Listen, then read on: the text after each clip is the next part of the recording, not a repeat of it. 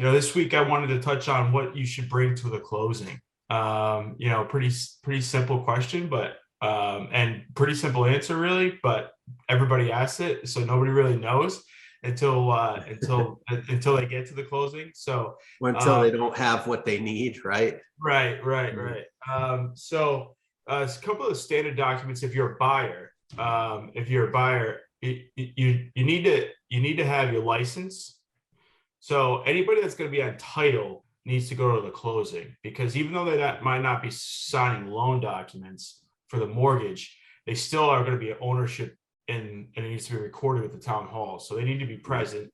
And everybody that's going to be on title needs to show a valid proof of an ID. So license, passport, identification, card.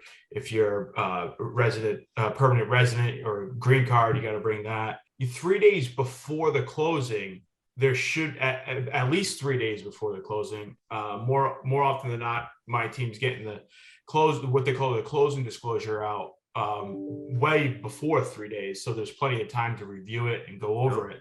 But that closing disclosure is an important document because it starts to really nail down the final dollar amount that you're going to need to bring for cash to close. If you're bringing money to the closing table, sometimes you get money back depending on credits and how the transaction went. But if you are bringing money, it's important to review that closing disclosure and bring a check. Now, some attorneys, they require a wire. You can wire the funds.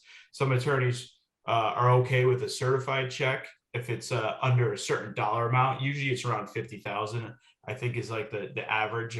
If the cash to close is beyond that, then they always require a wire. And to review that with that document with your loan officer and the attorney's office to make sure everybody's on the same page. Mm-hmm. So if you're wiring it, you do that before the closing. If you're bringing a check, you go to stop at the bank and you bring a check to the closing table. At this day and age, I think one of the last segments that we touched on was how the IT part of our business is always developing. Yeah. And for us, if the customer chooses to opt into it, you can opt into signing the loan disclosures and the application and things. Like, I think it's like 75% of them you can sign online before the closing. So that way, when you do get to the closing, only the required only the required third party that's what the attorney's there is to oversee the proper execution of these documents. Mm-hmm. Make sure they get completed properly, and then go there and officially record on at the town hall that you're the new homeowner. From a selling point of view, you should have an agent. If you have an agent, they review their checklist, your checklist with them, with your customers before you go to the closing. But more often than not, it's like garage door openers. If there is any money to be brought to closing for some reason, keys, instructions on how to do something in the house. Your license too. You have to bring our identification information as a seller. That whole process of closing should be a very seamless, smooth 25-30 minute meeting with the attorneys, and then the house should be yours in a perfect world.